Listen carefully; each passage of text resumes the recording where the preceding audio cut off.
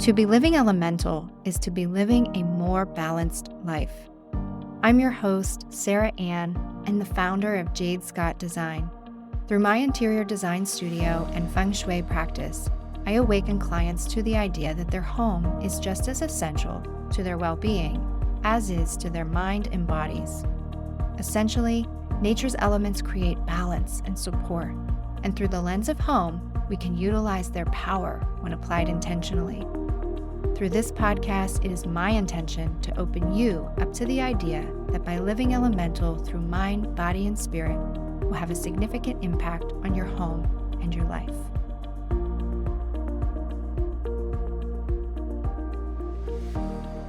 We're going to dive into the water element a bit, and if you missed our previous episode, we took a look at the 5 elements as a whole and just gave a brief history as to what they are and how they can be supportive in our daily lives and in our homes. So if you missed that one, please make sure to go back and check out bonus episode number 1. At the time of this recording, we are actually in the water element phase, and that's because we're in the season of winter. So just as in nature, things go dormant, there's this sense of darkness and stillness, scarcity even within the water element.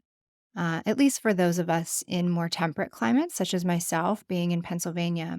So we're talking about the Northern Hemisphere here. But December and January are great times to work with the energy of water because we're in its natural season. You can think of this as an opportunity to really go inward and allow for more introspection.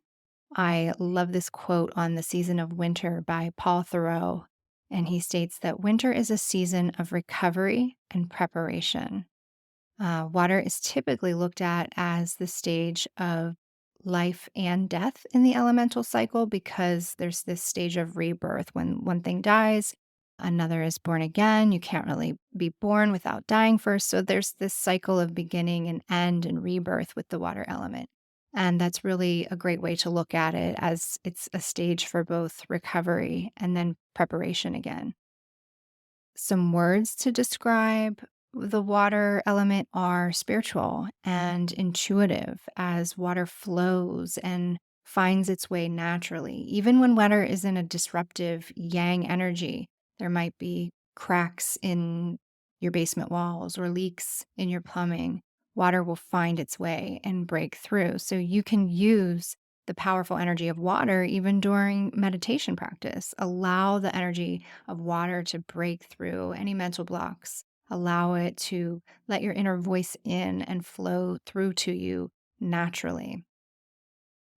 The qualities and attributes of water are represented by the colors black and blue, a dark blue actually, such as like a navy color. So you can think about the depths of the ocean, how it's really dark and quiet way down there. Also, wavy shapes, curved lines, those are all representative of water as well. So, as it relates to maybe your career or path in life, you can use the water phase for journaling or goal setting. There's a reason why we all set goals in January. Water, typically, as we just mentioned, is associated to both the stage of rebirth or life and death. So, when one project ends, the next one begins. This is where ideas are born within this water phase.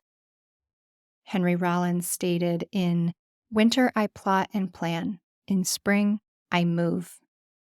And we're going to talk about the wood element in the next episode, but you can already see how in the water phase, we're planting seeds for growth.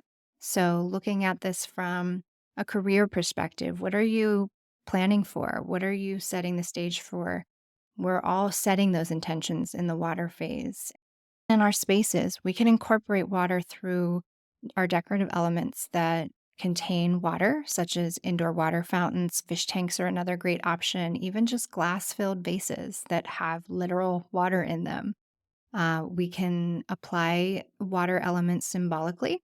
We can use water's calming energies in the form of glass accents and artwork, even mirrors. If you think, again, using that ocean analogy, at nighttime, depending on the phase of the moon, you would have the moon shining down on that dark water in the nighttime, and it creates this reflective visual. So, mirrors are a wonderful tool or accent to introduce into your space to cultivate that energy of the water element as well.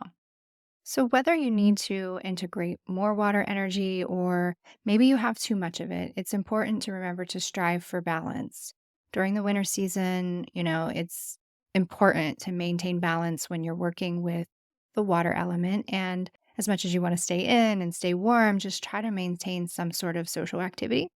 You can incorporate some fire energy into your space by cozying up to the fireplace or lighting some candles in the evening. Just again, remember to strive for some balance when we're in that season of winter and water. So, I hope this is helpful. The intention with these bonus episodes is not necessarily to take a deep dive into the feng shui philosophy of the elements, because that could be its own episode entirely, which I'm sure we may do in the future, but I really wanted to just give some basic context of the elements individually so you can have some starting point as to what their qualities are. And when things start maybe feeling a little out of balance for you, you have some tools to make a shift. I think a really good example that a lot of us can relate to is when you might be feeling a bit overwhelmed with your activities or your work, or you are becoming easily frustrated and everybody seems to be sucking all your energy and time. You probably are experiencing too much water elements. So, again, just taking some time for yourself, allowing yourself to go inward, more introspection, more meditation, and just overall practicing more general self care is going to really shift things for you. And with that, the wood element is up next in our cycle, and I will see you in bonus episode number 3. Your support of the Living Elemental podcast means so much to me. Thank you all for listening and following along. This outlet is becoming one of the best things I've ever done, and I want to continue to support you at home. So, in celebration of our launch, I am doing a giveaway for 3 lucky winners who will each receive a home energy kit. Inside these kits will be a few tools you can use to uplift the energy of your home or office, really anywhere you need some increased positive chi or energy. In order to be entered into the drawing, you just need to rate and review this podcast, take a screenshot and email it to our team at jsd@jadescottdesign.com, or you can just DM your screenshot at jadescottdesign on social. I will put all of those links in the show notes for you as well. We'll run this giveaway through the next few weeks, ending after the release of our bonus episodes, where we talk about each element and their attributes and how they all support one another. I thought doing these episodes would be a great reference for you as we expand into the elements going further. So please remember to rate and review. We will announce 3 winners the week of February 6th and hopefully get those to you right before Valentine's Day. So just a small token from us for sharing the love. All of this and more can be found on our website at jadescottdesign.com.